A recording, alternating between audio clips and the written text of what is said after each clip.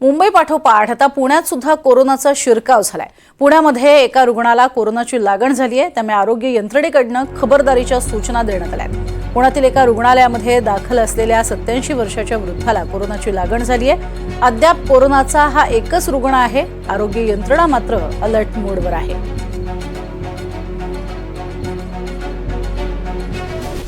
आशियाई देशांमध्ये एकाएकी कोरोनाची दहशत वाढली असून हाँगकाँग, सिंगापूर, थायलंडमध्ये कोरोनाच्या नव्या स्ट्रेनमुळे रुग्णसंख्येत भर पडतेय।